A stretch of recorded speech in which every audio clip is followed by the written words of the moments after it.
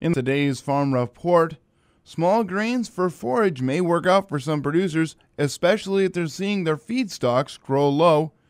Dan Martins with the University of Minnesota Extension Service Office has some details on upcoming events to address those issues. So I want to be sure we're getting information out to folks who might have an interest. This is part of a series of 4 small grain field trial site tours organized by Regional Extension Educator Doug Holen. Doug issued a news release recently inviting people with an interest in small grain production to attend these events. Doug Holen and Phil Glogloso will lead the discussion at the Stearns County event, including topics about small grain variety performance, plant disease, insects, fertility, and management considerations. People who attend are also invited to bring plant samples with insect or disease problems and participate in open discussion about small grain topics. Each event will take place on small grain research sites highlighting winter wheat and rye, spring wheat, oats, and barley, with hands-on demonstrations in real field situations.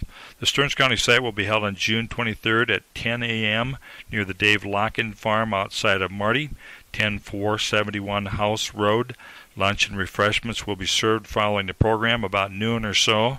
Contact Joe Krippner with Cold Spring Cooperative at 320-980-2915 if you'd like to be sure there's enough lunch for you. Other dates, times, and towns in this series of tours includes June 19th at 11 a.m. at La Center, June 19th at 6 p.m. near Benson, June 13th at 5 p.m. near Campbell. Again, in the Stearns County area, we look forward to seeing people with an interest in small grain at the Dave Locken Farm near Marty by Pearl Lake in Stearns County on Tuesday, July 23rd at 10 a.m. Presenters and research sites differ a little bit by location. Please call Regional Extension Educator Doug Holen at 218-770-4396 with any event questions. And you're always welcome to call us at the Stearns, Benton, and Morrison County Extension offices for help in making those connections.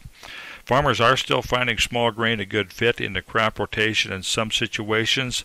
For some, it provides a midsummer opportunity to move some manure. Straw for bedding is important on some farms. I know a couple of farms where they planted winter wheat with grain and straw in mind, and they looked at forage inventories for this spring and lost alfalfa acres, and they decided to chop the winter wheat as a forage crop. If weather and soil conditions are favorable, they might use the land for an end of July or early August alfalfa seeding. It could also be seeded to a second crop small grain for a fall forage crop with stubble left for some cover over winter. When corn and soybeans are lower in price, where we do a good job with small grains, they could have a budget advantage also. I'm Dan Martins with U of M Extension, and I hope your week is starting well. On Friday, Agriculture Secretary Tom Vilsack announced that the USDA is accepting applications for loans and grants to support business expansion, create jobs, and increase economic opportunities in rural communities. Funding is being provided through the USDA's Rural Micro-Entrepreneurial Assistance Program, also known as RMAP. The 2014 Farm Bill reauthorized the program through 2018. For fiscal year 2015, more than $16 million is available in loans and grants. Details about how to apply for this are on the page 35299 of the June 19th Federal Register. Application forms may be obtained from any USDA Rural Development State Office. Soil conditions and the weather can affect how crops emerge.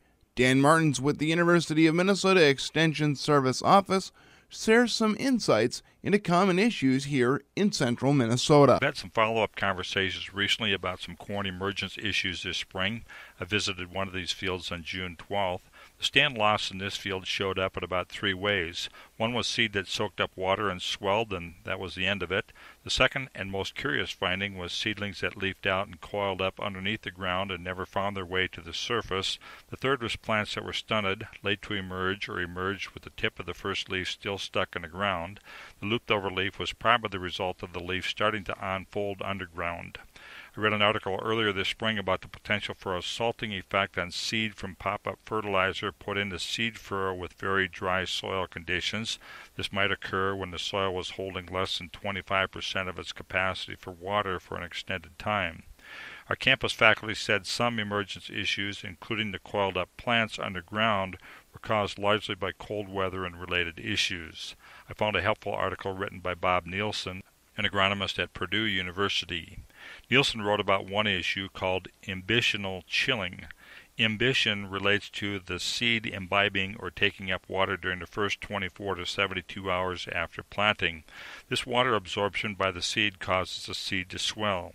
If the seed cell tissue is very cold, it may be less elastic and might rupture during the swelling process. This seed cell tissue is the embryo part of the seed. This can be the cause of seed swelling and not showing any sign of shoot or root development. Nielsen also wrote about a corkscrew mesocotyl. These are plants that coiled up underground or found their way to the surface in a corkscrew fashion. When the first leaf emerges from the shoot underground, it likely does not emerge.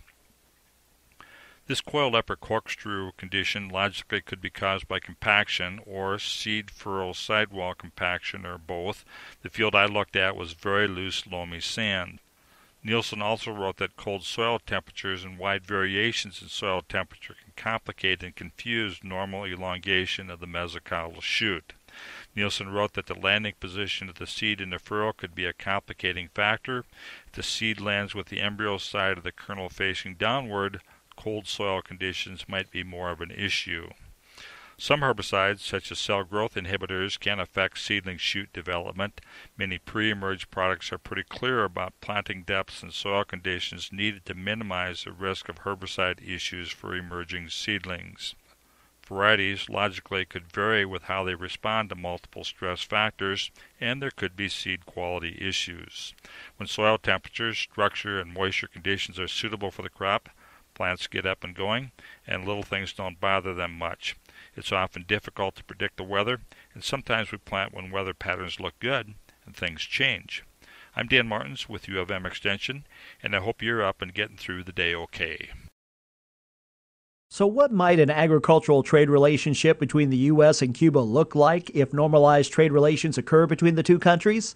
USDA economist Bryce Cook says it could be compared to the U.S. existing trade relationship with its largest customer in the Central American Caribbean region, the Dominican Republic. It made sense for us to make this comparison in part because the populations are similar. Their per capita income is about the same, but the spectrum of trade that exists between the U.S. and Dominican Republic and the U.S. and Cuba is very different. That most noted and obvious difference is that the U.S. exports 3 times the value amount of ag goods to the Dominican Republic compared to Cuba, and sends a greater diversity of product to the Dominican Republic. But Cook says previous sales of U.S. exports like wheat and soybeans over the last 15 years shows Cuba's potential as a growing ag export market for America if trade relations are normalized. I'm Rod Bain reporting for the U.S. Department of Agriculture in Washington, D.C.